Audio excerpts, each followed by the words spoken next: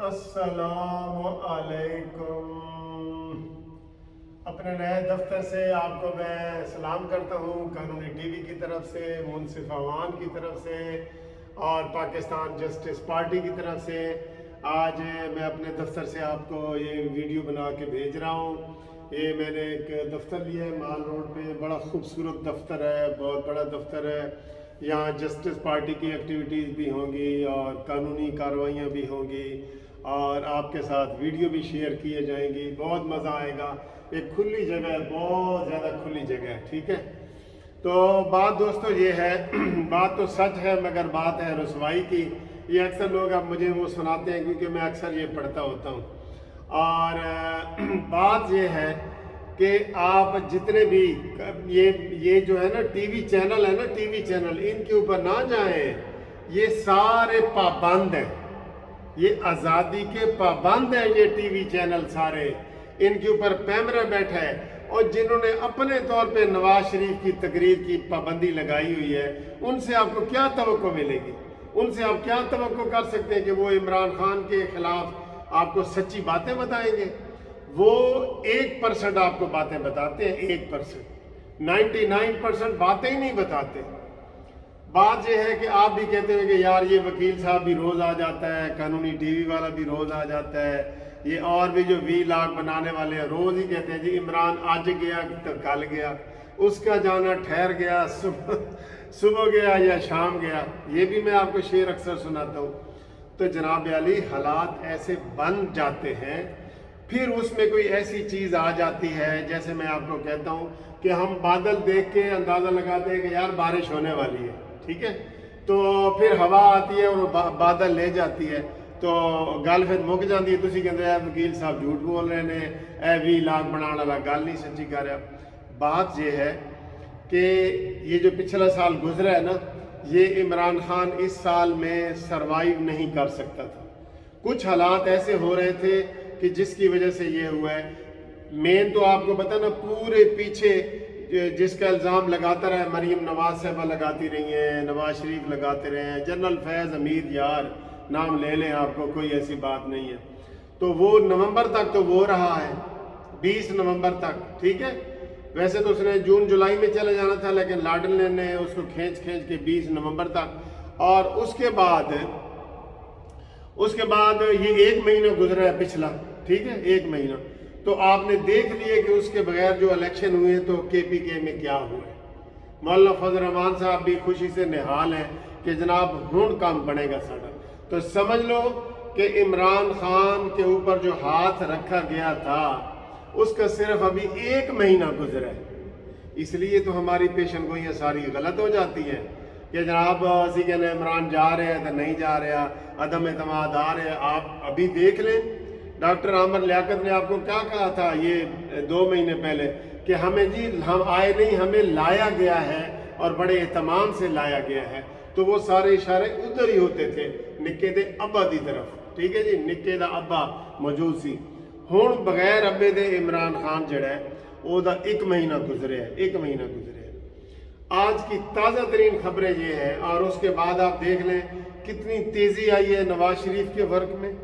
वहाँ पे जनाब लाइनें लगी हुई हैं। आप भी जाके लंदन में मुलाकात कर सकते हैं। नवाज शरीफ खुले दिल से मुलाकातें कर रहे हैं, मशवरे सुन रहे हैं, देख रहे हैं। कोई उसको कह रहा है आओ, कोई कह रहा है ना आओ, वो सब लोगों की बातें नोट कर रहे हैं वो। अच्छा जी, आज की जो ताज़ा तरीन खबर हमारे तक लीक हुई है वो ये है कि जनाब सऊदी हुकूमत एक्टिव हो गई है। सऊदी हुकूमत ने तय कर लिया है कि जनाब नवाज शरीफ को लाना है। और आप ये देख लें, ये उनकी कार्रवाई है कि ये सारे वजीर जो है ना फड़फड़ा रहे हैं, वो माही बेआब की तरह, जैसे पानी से इनको पता है कि पानी से निकलना है। और कल किसी ने व्लॉग बनाया कि इन्होंने तो जी जेल नज़र आ रही है। इमरान खान के बड़े करीबी साथी ने कहा जी मैंने तो मच जेल नज़र आ रही है, अडियाला जेल नज़र आ रही है। इनके करतूत ऐसे हैं। ये तो मैं आपको कसम उठा के कह सकता हूँ कि जितनी करप्शन इमरान खान की हुकूमत में हुए इतनी कहीं आपको नजर नहीं आई। और ये आया करप्शन के नाम पे। और जितना मुझे आप कहने दें कि पाकिस्तान की सियासत में سب سے بڑا غیر جمہوری شخص کون ہے، سب سے بڑا کرپٹ کون ہے، سب سے بڑا ڈکٹیٹر کون ہے، سب سے بڑا قانون کی حکمرانی نہ ماننے والا کون ہے؟ وہی ہے بنی گالا والا، بنی گالا والا ہے۔ اور نام تو جناب یہ کبھی مدینہ کی ریاست، یہ اس کے اوپر بھی آتا ہوں کہ یہ کیوں یہ کہتا ہے، یہ کیوں کہتا ہے، ادھر سے نہیں کہتا یہ دل سے، یہ کیوں کہتا ہے یہ بھی آپ کو بتاتا ہوں۔ تو جناب سعودی عرب کے جو ایک سفیر ہیں علی اسیر، سفیر ہے تو ویسے اسیر ہے وہ اسیر کا لطیفہ آپ کو پتہ ہے نا، وہ کہتے ہیں کہ انگریز نے اردو تھوڑی بہت سیکھ لی تو اس نے لوگوں کو کہا جی اب مجھے اردو آ گیا ہے، اب میں اردو بول سکتا ہے، سمجھ سکتا ہے۔ تو ایک بندے نے کہا جی کہ میں آپ کے سامنے ایک شعر پڑھتا ہوں، اس کا تم مجھے جواب دے دو، انگریز نے۔ تو اس نے انگریز کے سامنے شعر پڑھا کہ ہم ہوئے، تم ہوئے کہ میر ہوئے، سب اس کی زلف کے اسیر ہوئے۔ کہتا ہے اوے اس کا مطلب بتاؤ، کہتا ہے ہم، اس کا مطلب یہ ہے کہ تم، میں اور ہم سب جیل جانا مانگتا ہے اسیر ہوئے۔ تو اس سے جو بلا ہے نا، یہ جو مشیر، اس کا نام اسیر ہے، علی اسیر۔ 3 گھنٹے نواز شریف سے ملاقات کی ہے اور اس کے بارے میں جناب بتایا گیا کہ ساری چیزیں طے ہو گئی ہیں، اور نواز شریف یہ کہتا ہے کہ میں قانون کی حکمرانی کر کے قانون کے مطابق آنا چاہتا ہوں۔ وہ نہیں چاہتا، اس نے خود ہی کہہ دیا کہ میں سب سے پہلے جیل جاؤں گا، وہاں سے میری اپیل لگے گی، اور میں چاہتا ہوں کہ میری اپیل کے اوپر کوئی اثر انداز نہ ہو، آزاد عدلیہ میرا کیس سنے۔ وہ کب کہہ رہے ہیں کہ مجھے آؤٹ آف دی وے عمران خان کی طرح مجھے وزیر اعظم بنا دو RTS کا سسٹم بٹھا کے؟ وہ کب کہتا ہے؟ وہ کہتا ہے میں قانون کے مطابق آنا چاہتا ہوں۔ تو جناب آپ کوئی ویلا کھول کے دیکھ لیں، آپ کو پتہ لگ جائے گا کہ عمران خان کی چولیں ہل گئی ہیں۔ منجی جڑی ٹھوکنی سی نا، وہ دے خود بندے نے ٹھوک دیتی ہے، ہر بندہ اس کے خلاف باتیں کر رہا ہے۔ ابھی جو محسن بیگ کی باتیں سامنے آ گئی ہیں، شرم والی باتیں ہیں، جہانگیر ترین بھی سامنے کھل کے آ گیا ہے، اور سارے آ گئے ہیں، یہ سارے آ گئے ہیں، اور اب عمران خان کے دن جو ہے نا وہ گنے جا چکے ہیں۔ سب کہہ رہے ہیں کہ 23 مارچ کا لانگ مارچ کرنے کی نوبت نہیں آئے گی، یہ سب کہہ رہے ہیں۔ سب جو دانشور ہیں اور ویلاگر ہیں اور یہ جو سارے ہیں، وہ سارے یہ کہہ رہے ہیں کہ 23 مارچ تک عمران خان نہیں رہے گا، کیونکہ ابے کے بغیر ابھی اس کو صرف 1 مہینہ ہوا ہے، ابے کے بغیر۔ یہ ذہن میں رکھ لیں لوگ، یہ وہ ہمیں جو کہتے ہیں نا کہ تسی تو جی سیاسی گلاں کر دیو۔ یہ اب میں آپ کو بتاؤں کہ عمران خان کا جو صفحہ ہے نا، وہ صفحہ تو پھٹ گیا ہے، وہ صفحہ تو وہ نہیں رہا، ٹھیک ہے؟ اب وہ بھی پیترے بدل رہا ہے، اب وہ لڑائی پہ آ گیا ہے۔ جیسے اس نے کہا جی اگر مجھے کچھ کیا گیا تو میں سارے راز بتا دوں گا۔ کیا راز بتائے گا بھائی تم؟ تیرے راز کتنے ہیں؟ اگر تو ایک راز بتائے گا نا تو 10 راز تیرے پڑے ہیں، تو دنیا میں منہ دکھانے کے قابل نہیں ہے، پہلے بھی نہیں ہے، تو اب پھر اور تیرے راز نکلیں گے۔ تیرے رازوں پہ تو ابھی پردہ ڈالا ہوا ہے، میں راز بتا دوں گا۔ تیرے پاس راز ہیں کون سے؟ رازوں سے بھرا ہوا تم خود ہو۔ اچھا جی، اب میں آپ کو یہ بتا دوں، چونکہ اس کی اسٹیبلشمنٹ کے ساتھ لڑائی ہو گئی ہے، اب ایک شوشہ یہ چھوڑا جا رہا ہے کہ عمران خان مارچ میں ہی نئے چیف آف آرمی سٹاف کا جو ہے نا وہ تقرر کرنا چاہتا ہے، اور وہ کرنا بھی فیض حمید کا چاہتا ہے۔ میں آپ کو یہ بھی بتا دوں، وہ فیض حمید کا کرنا چاہتا ہے کہ جناب وہ نومبر میں، چونکہ قمر باجوہ صاحب ریٹائر ہو رہے ہیں، تو وہ چاہتا ہے کہ میں پہلے ہی اپوائنٹمنٹ کا اعلان کر دوں، تو تاکہ میرے جو ہے نا مسئلے حل ہو جائیں۔ لیکن اس کو نوبت ہی نہیں آئے گی، یہ نہیں کر سکے گا، دیکھ لینا، یہ نہیں کر سکے گا، یہ نہیں کر سکے گا۔ کوئی ایک بندے نے تھوڑا اعلان کرنا ہوتا ہے کہ عمران جو مرضی کرے۔